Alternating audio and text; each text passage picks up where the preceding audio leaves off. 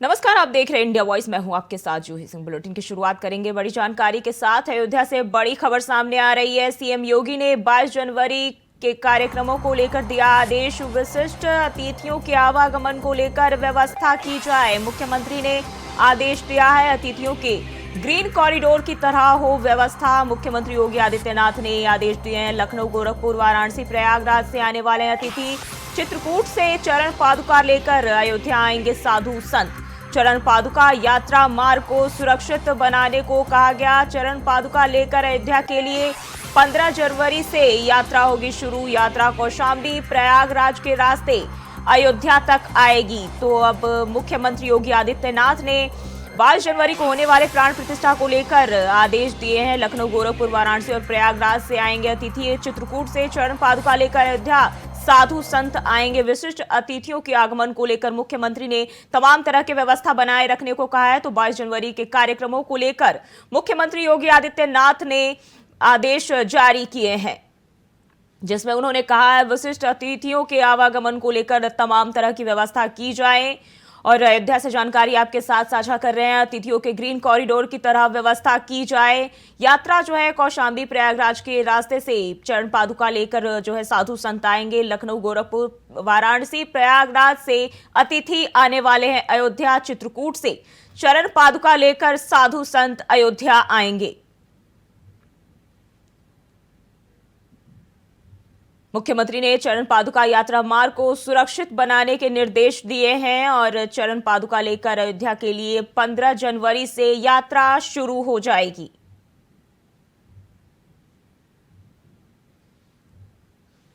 तो बड़ी जानकारी आपके साथ साझा कर रहे हैं। यात्रा कौशाम्बी प्रयागराज के रास्ते अयोध्या आएगी। मुख्यमंत्री योगी आदित्यनाथ ने 22 जनवरी के कार्यक्रमों को लेकर आदेश दिया है।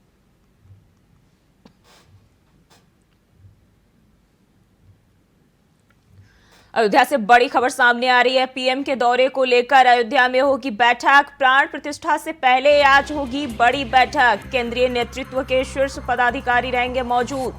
अयोध्या के सभी कार्यक्रमों के अंतिम रूप पर होगी चर्चा। राष्ट्रीय महामंत्री बीएल संतोष, सुनील बंसल रहेंगे कार्यक्रम में मौजूद और 4 राष्ट्रीय महामंत्री अयोध्या में शामिल होंगे। अयोध्या के पंचवटी होटल में बैठक का आयोजन किया गया है। पर्यटन मंत्री जयवीर सिंह भी इस बैठक में शामिल होंगे।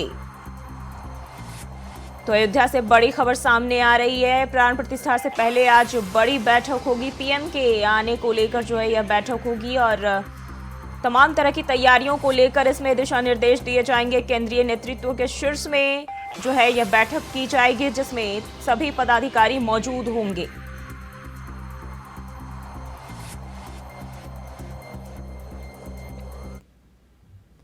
तो प्राण प्रतिष्ठा से पहले आज बड़ी बैठक होने जा रही है। अयोध्या से खबर सामने आ रही है और इसी खबर पर ज्यादा जानकारी के साथ अभिनव आनंद अयोध्या से जुड़ गया। अभिनव, कब से बैठक शुरू होनी है, क्या कुछ अपडेट है? जी बिल्कुल बिल्कुल, आप बता दो कि अयोध्या दौरे पे पीएम मोदी का अयोध्या दौरा 22 तारीख को है। क्योंकि सूत्रों के हवाले से बड़ी खबर मिल रही है कि लगभग 21 तारीख को ही देश के प्रधानमंत्री अयोध्या आएंगे। क्योंकि मां सरयू की अविरल धारा में वो स्नान करके उसके बाद यहाँ से दर्शन पूजन करने के बाद ही वो एक बार जो बड़ा कार्यक्रम प्राण प्रतिष्ठा का जो बड़ा कार्यक्रम होगा उसमें सम्मिलित होंगे। जी और अब पीएम के दौरे को लेकर अयोध्या में बैठक होनी है, क्या कुछ दिशा निर्देश दिए जा सकते हैं इस दौरान? बिल्कुल बता दो कि पीएम के दौरे को लेकर बिल्कुल सजग दिखाई पड़ रही है। चाहे जिला प्रशासन हो, नगर निगम प्रशासन हो या स्वयं सूबे के मुख्य योगी आदित्यनाथ हो या ट्रस्ट के पदाधिकारीगण हो, सभी बिल्कुल सचेत दिखाई पड़ रहे हैं। क्योंकि एक बड़ा कार्यक्रम होना है। इसके साथ ही बता दो कि लगभग 12 बजे से पंचवटी होटल में बीजेपी के शीर्ष नेतृत्व का बैठक माना जा रहा है। बैठक होगा जिसमें लगभग राष्ट्रीय 4 महामंत्री सम्मिलित होंगे, जिनमें धर्मपाल सिंह, विनोद तावड़े जी और सुनील बंसल, इसके साथ ही साथ ट्रस्ट के भी पदाधिकारीगण मौजूद रहेंगे। जी और जो है ये कार्यक्रम को लेकर क्या कुछ निर्देश दिए जा सकते हैं, क्योंकि 22 जनवरी को जो है प्राण प्रतिष्ठा समारोह होना है और इसको लेकर क्या कुछ चर्चा हो सकती है इस दौरान? सबसे बड़ी बात बता दो कि जब भगवान राम 14 वर्ष का वनवास हुआ तो जिन रास्तों से भगवान राम 14 वर्ष का वनवास गए थे, तो उनके पीछे भगवान भरत जो थे, उनके छोटे भाई थे, वो अब मुकुट लेकर चरण पादुका लेकर गए थे भगवान राम को खोजने। उन्हीं रास्तों से अब जो प्राण प्रतिष्ठा से ठीक पहले ही पदाधिकारीगण जो बड़े संत महंत होंगे, धर्माचार्य होंगे, वो चरण पादुका लेकर अयोध्या आएंगे। जी, बैठक को लेकर अभी तक क्या कुछ तैयारियां हो चुकी है?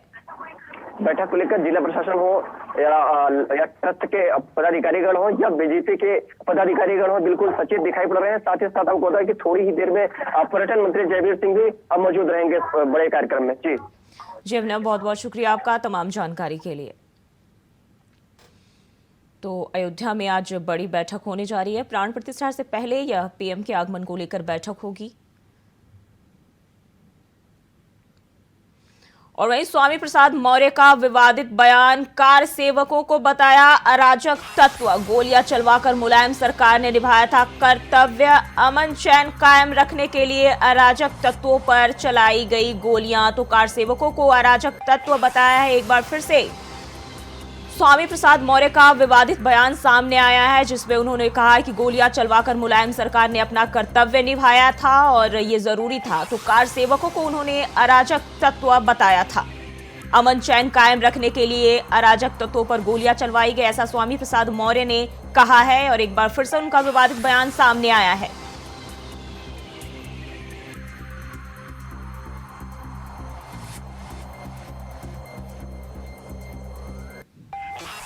तो स्वामी प्रसाद मौर्य का विवादित बयान सामने आया है, जिसमें उन्होंने कार सेवकों को अराजक तत्व बताया है। उन्होंने कहा है कि गोलियां चलवाकर मुलायम सरकार ने अपना कर्तव्य निभाया।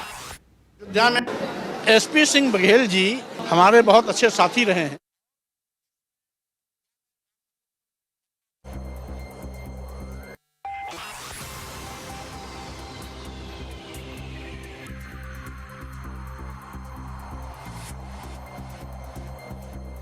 संविधान की रक्षा के लिए एसपी सिंह बघेल जी हमारे बहुत अच्छे साथी रहे हैं। और जिसमें अयोध्या में राम मंदिर पर घटना घटी थी, वहां पर बिना किसी न्यायपालिका के निर्देश के, बिना किसी प्रशासनिक आदेश के बड़े पैमाने पर अराजक तत्वों ने जो तोड़फोड़ की थी, तत्कालीन सरकार ने संविधान की रक्षा के लिए, कानून की रक्षा के लिए, अमन चैन का कायम रखने के लिए उस समय जो गोली चलवाई थी, वह सरकार का अपना कर्तव्य था। सरकार ने अपना कर्तव्य निभाया था।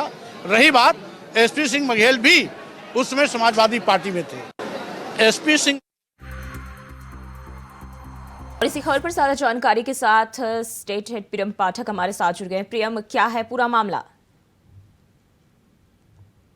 बात करें तो पिछले कई दिनों से वो लगातार सनातन विरोधी, हिंदू धर्म विरोधी जो बयान है वो देते रहे हैं और लगातार उन्होंने पिछले दिनों कई इस तरीके के बयान दिए, जिसके बाद वो चर्चा में रहे हैं। वो बयानों के बाद चर्चा में है, जबकि खुद उसके पार्टी के राष्ट्रीय अध्यक्ष अखिलेश यादव ने सभी नेताओं को मना किया था कि कोई भी धर्म पर इस तरीके से टिप्पणियां नहीं करेगा। लेकिन इन सबके बावजूद स्वामी प्रसाद मौर्य पर लगाम नहीं लगी है और वो लगातार इस तरीके के बयानबाजियां जो है वो करते हुए नजर आ रहे हैं। ताजा मामला कागज का है।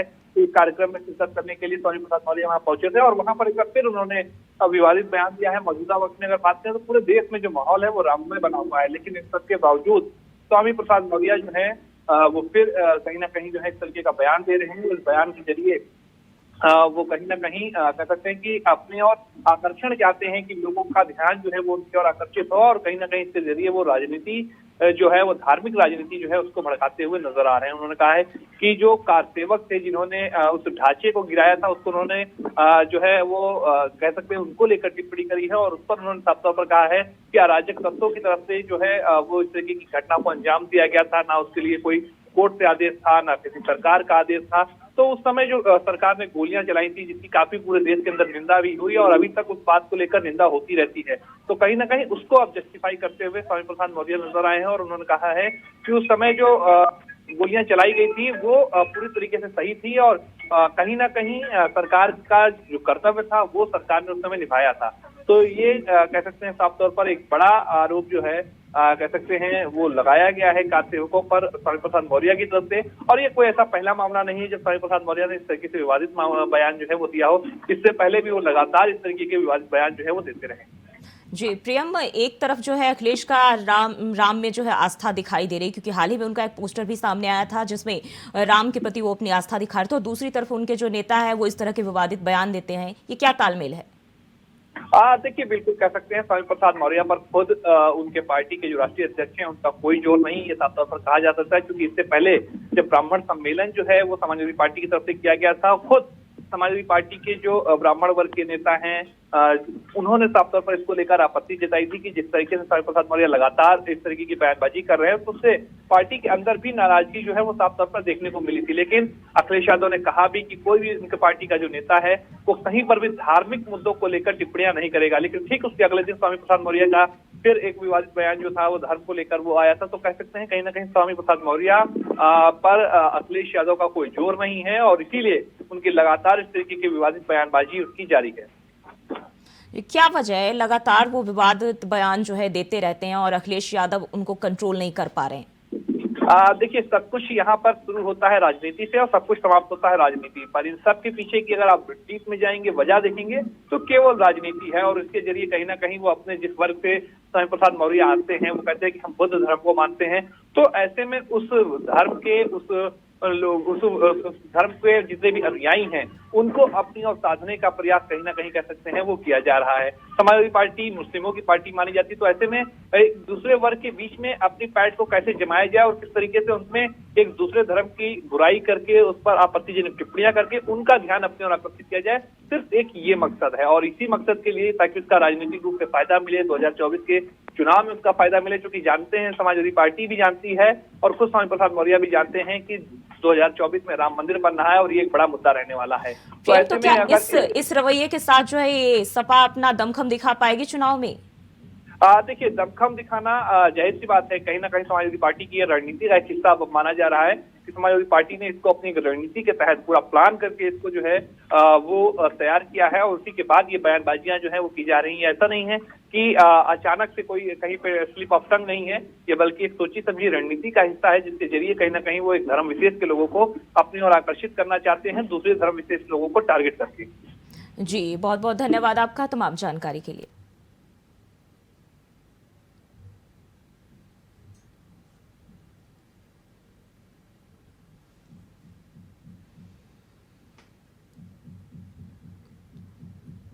और खबर जालौन से है, जहां पूर्व पालिका अध्यक्ष के मकान की छत पर सांड चढ़ गया जिससे हड़कंप मच गया। बता दें कि मकान में दरवाजे ना होने के कारण मकान की छत पर सांड चढ़ गया और सूचना मिलने के बाद भी नगर पालिका की टीम जो है मौके पर नहीं पहुंची। मामला कूंज नगर के मोहल्ला पटेल नगर का बताया जा रहा है, जिसके बाद जो है आसपास के क्षेत्र में हड़कंप मच गया।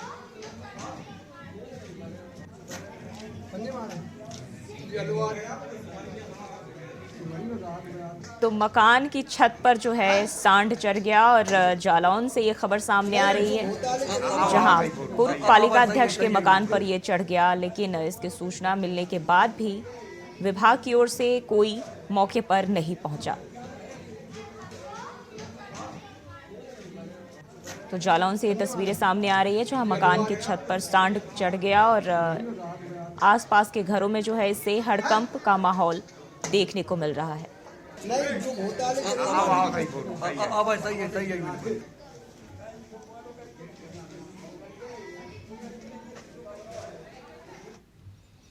और खबर लखनऊ से है, जहां बेखौफ बदमाशों ने प्रॉपर्टी डीलर को गोली मार दी। सूचना मिलते ही मौके पर पहुंची पुलिस घायल प्रॉपर्टी डीलर को ट्रॉमा लेकर पहुंची। बताया जा रहा है कि आपसी विवाद में प्रॉपर्टी डीलर को गोली मारी गई थी। मामला गुडम्बा थाना क्षेत्र के आदिल नगर का बताया जा रहा है। तो लखनऊ में बेखौफ बदमाशों के हौसले जो है बुलंद हैं और बदमाशों ने प्रॉपर्टी डीलर को गोली मार दी है और इसके पीछे की वजह आपसी रंजिश बताई जा रही है। आपसी विवाद में डीलर को गोली मार दी गई।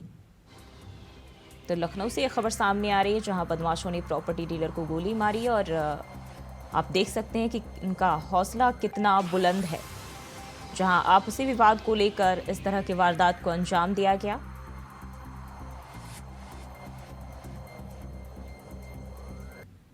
बदमाशों ने प्रॉपर्टी डीलर को लखनऊ में गोली मार दी है और इसके पीछे की वजह आपसी विवाद बताया जा रहा है। बढ़ते आगे, अमरोहा में एक दर्दनाक हादसे में एक ही परिवार के 5 बच्चों की मौत हो गई। घर के अंदर सो रहे 7 लोगों में से 5 की मौत हो गई, जिसमें बताया जा रहा है कि एक रात पूरा परिवार खाना खाकर सोया था। जब शाम तक घर से कोई नहीं निकला तब मोहल्ले वालों ने गेट तोड़कर अंदर जाकर देखा तो उनके होश उड़ गए। पड़ोसियों ने अंदर जाकर बेसुध पड़े लोगों को बाहर निकाला। ये घटना थाना सैद नगली के गांव ढक्क मोड़ की बताई जा रही है, जहां के रहने वाले रईसुद्दीन के घर पर सोमवार रात करीब 8 बजे उसकी पत्नी सहित उसके 3 बच्चे और 2 रिश्तेदारों के बच्चे खाना खाकर सो गए थे, लेकिन वह मंगलवार की शाम तक नहीं उठे, जिसके बाद लोगों ने दरवाजा तोड़ा और के घर का नजारा कुछ और ही था।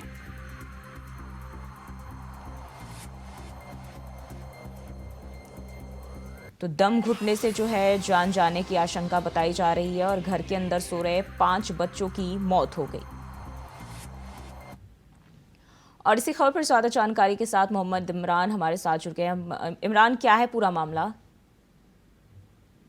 अमरोहा जनपद के सैदनगली थाना क्षेत्र के गांव ढक्का का है, जहां पर एक परिवार में लगभग 7 लोग घर में सो रहे थे, जहां पर ठंड के प्रकोप के चलते उन्होंने कमरे में हीटर जला रखा था, जिसके बाद देर रात्रि में वहां पर दम घुटने से 5 की मौत हो गई, जबकि 2 की हालत गंभीर बनी हुई है, जिनको हायर सेंटर रेफर किया। वहीं एक परिवार के 5 लोगों की मौत से जनपद में दहशत का माहौल है, जिसके बाद हड़कंप मच गया। जिलाधिकारी राजेश कुमार त्यागी भारी पुलिस फोर्स और प्रशासनिक अधिकारियों के साथ मौके पर पहुंचे हैं, जहां पर डीएम ने जो भी मृतक हैं उनको मुआवजे की जो भी सरकार से संबंधित मदद है उसको कराने की बात की है। साथ ही जो वहां पर जो घायल अवस्था में जो 2 लोग हैं उनका बेहतर इलाज को लेकर प्रशासनिक अधिकारियों को निर्देशित किया और उनका प्रशासनिक अधिकारियों की मौजूदगी में उन सभी का इलाज जारी है। जी, इस वारदात को सबसे पहले किसने देखा और किस तरह से ये आगे हॉस्पिटल में इन्हें पहुंचाया गया?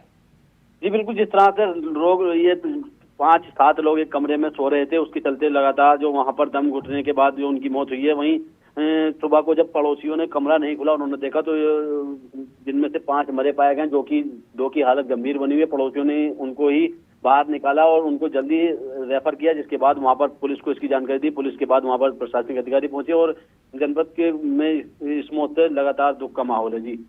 जी, तो पुलिस प्रशासन की ओर से क्या कोई बयान सामने आया है इसको लेकर? जी बिल्कुल, जिस तरह से लगातार जो है पुलिस के अधिकारी वहां पर अभी भी मौजूद हैं, वो लगातार जांच कर रहे हैं। बताया जा रहा है कि जो कमरे में हीटर लगाया था, कमरा बिल्कुल बंद कमरा था, उसमें कोई भी हवा पास होने का जरिया नहीं था, जिसके चलते जो है वहां उनका दम घुटा है और उनकी मौत हुई है। हालांकि फिलहाल जो 2 हैं उनकी हालत भी नाजुक बनी हुई है, जिनका बेहतर इलाज को लेकर लगातार प्रशासनिक अधिकारी इसमें लगे हुए हैं। जी, और पड़ोसी जिन्होंने इनको देखा सबसे पहले, क्या उन लोगों ने कुछ बताया है इसको लेकर?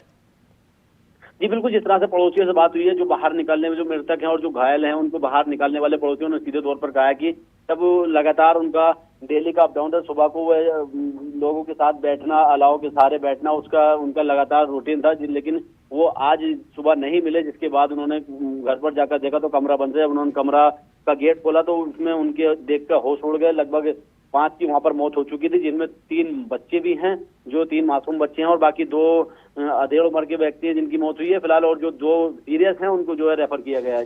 जी, परिवार में और कोई सदस्य है क्या? उनके तरफ से कुछ बयान सामने आया है?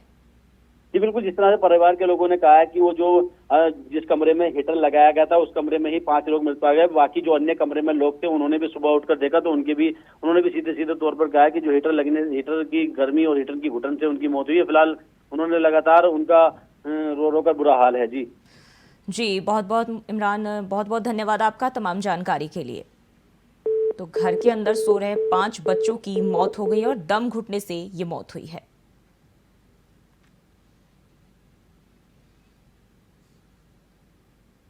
और नशे में कंटेनर दौड़ाते चालक ने एक के बाद एक 18 वाहनों को चपेट में ले लिया। कंटेनर में फंसकर एक बाइक में आग लग गई, वह धू कर जलने लगी। बाइक सवार युवक समेत 3 राहगीरों की मृत्यु हो गई, 6 लोग इसमें घायल हो गए।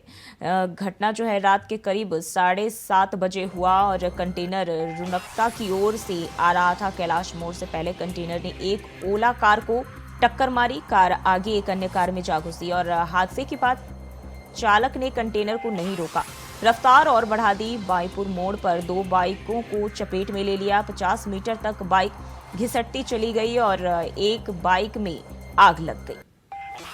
तो ये आगरा से खबर सामने आ रही है, जहां ट्रक वाला ही यमराज बन गया और सिकंदरा चौराहे पर भीषण सड़क हादसा हुआ, जिसमें ट्रक वाले ने कई लोगों को टक्कर मार दी। और इसी खबर पर ज्यादा जानकारी के साथ आमिर कादरी जुड़ गए। आमिर, क्या है पूरा मामला? कि थाना सिकंदरा क्षेत्र का मामला था, जहां पर एक ट्रक चालक था जो कि नशे में धुत था। अंधाधुंध उसने गाड़ियों को रौंदता हुआ सीधा भाग गया और उसे पुलिस ने घेराबंदी कर आगरा के गुरुद्वारे के पास में पकड़ लिया गया। लेकिन तब तक 3 लोग अपनी जान गंवा चुके थे और कई लोग घायल हो गए थे और कई लग्जरी गाड़ियां समेत क्षतिग्रस्त हो चुकी थी। जी, पुलिस की तरफ से क्या कुछ बयान सामने आया है? पुलिस का साफ तौर पर कहना है कि ड्राइवर नशे में धुत था, जिसको हमने पकड़ लिया है। 3 लोगों की ऑन स्पॉट जान जा चुकी थी और कई लोग घायल हैं जिनका हॉस्पिटल में इलाज कराया जा रहा है। साथ ही पूरे मामले की जांच पड़ताल की जा रही है, क्योंकि इससे पहले भी 1 महीने पहले भी एक एक्सीडेंट हुआ था जिसमें 6 लोगों की मौत हुई थी। कि आगरा पुलिस प्रशासन की तरफ से ब्लैक स्पॉट बनाए गए थे, उसके बावजूद भी फिर दोबारा ये हादसा हुआ है। लगातार उस इलाके में घटनाएं हो रही हैं और एक्सीडेंट की वजह से लोगों की जान जा रही है। उसको लेकर पुलिस अब काफी सख्ती से कदम उठाएगी। जी, इसमें 18 वाहनों को चपेट में लिया गया है, तो कितने वाहन जो इसमें क्षतिग्रस्त हुए हैं? ये क्लियर है कि 18 से ज्यादा वाहन क्षतिग्रस्त हुए। कई लग्जरी गाड़ियां BMW भी इसमें क्षतिग्रस्त हुई हैं। वैगनार गाड़ी, बाइक, तमाम लोगों को राहगीर चलते हुए, ई रिक्शा, तमाम लोगों को इसमें रौंदता हुआ गया है। क्योंकि आगरा का जो चौराया है सिकंदरा, वो काफी व्यस्त चौराया रहता है, जहां पर जिस दौरान ये ट्रक जो लेकर भागा, एक गाड़ी इसने एक्सीडेंट की थी। उस गाड़ी से बचने के लिए ये अंधाधुंध कई गाड़ियों को रौंदता हुआ भाग गया। जी, 6 लोग घायल बताए जा रहे हैं, तो क्या सब अभी जो हालत है घायलों की वो कैसी है? हाँ, अभी ऑफिशियली कोई स्टेटमेंट निकल कर नहीं आया है। बस रात वाला स्टेटमेंट ही है, उसमें कहा गया है कि 3 लोग खत्म हो गए और बाकी लोग जो घायल हैं उनका इलाज चल रहा है, लेकिन 6 से ज्यादा लोग घायल हैं। जी, तो क्या जो आरोपी है उसको हिरासत में ले लिया गया है? हाँ, पुलिस ने रात को घेराबंदी कर आरोपी को हिरासत में ले लिया था। साथ ही उसका जो ट्रक था उसको भी जब्त कर लिया था। क्या लगता है घायलों में और भी लोगों के मरने की आशंका सामने आ सकती है? ऐसा अभी साफ तौर पर नहीं कहा जा सकता, क्योंकि जब तक कोई ऑफिशियल स्टेटमेंट नहीं आता उसके बाद ही जवाब दिया जाएगा। जी, बहुत बहुत धन्यवाद आपका तमाम जानकारी के लिए। तो आगरा में ये सड़क हादसा हो गया, जहां हादसे में 7 लोगों की मौत की आशंका जताई जा रही है और सिकंदरा चौराहे पर यह भीषण सड़क हादसा हुआ है।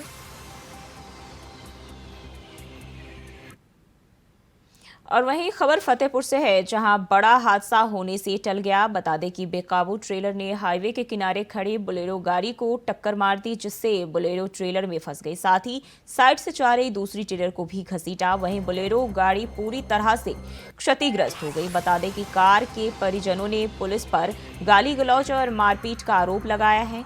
पूरा मामला खागा कोतवाली के भोगलपुर NH2 का बताया जा रहा है। तो फतेहपुर में जो है घटना के बाद भी पुलिस पर गाली गलौज का आरोप लगाया और कार ड्राइवर के परिजनों ने ये आरोप लगाए हैं।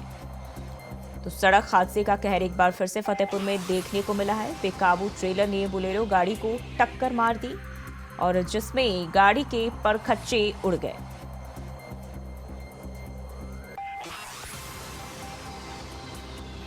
और घटना के बाद जो है परिजनों ने पुलिस पर गाली गलौज का आरोप लगाया है।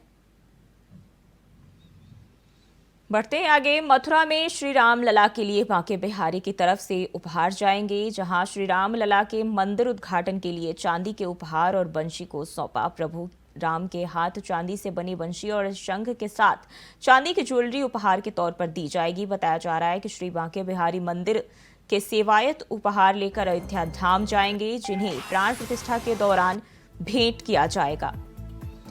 तो ये प्राण प्रतिष्ठा के दौरान भेंट किए जाएंगे। मंदिर उद्घाटन के लिए तोहफे जाएंगे मथुरा से। तो अयोध्या में 22 जनवरी को रामलला के प्राण प्रतिष्ठा होने हैं, जिसको लिए जो है मथुरा से भेंट भेजे जा रहे हैं और मंदिर उद्घाटन के लिए कई सारे तोहफे बांके बिहारी की तरफ से भेजे जा रहे हैं।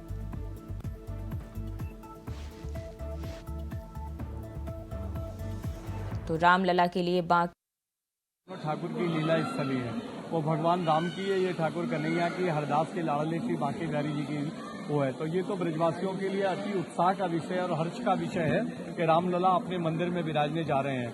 तो इसी प्रारूप में ठाकुर जी को एक यहाँ की बांसुरी और ठाकुर जी का इत्र और एक शंख, जिससे रामलला की आरती होगी। वो शंख और ठाकुर जी के हार सुंदर हार यहाँ से भेजे जा रहे हैं, जो कि सत्येंद्र दास पुजारी जी को 14 तारीख को सौंपे जाएंगे। और फिलहाल के लिए बुलेटिन में बस इतना ही। खबरों के लिए बने रहिए इंडिया वॉइस के साथ।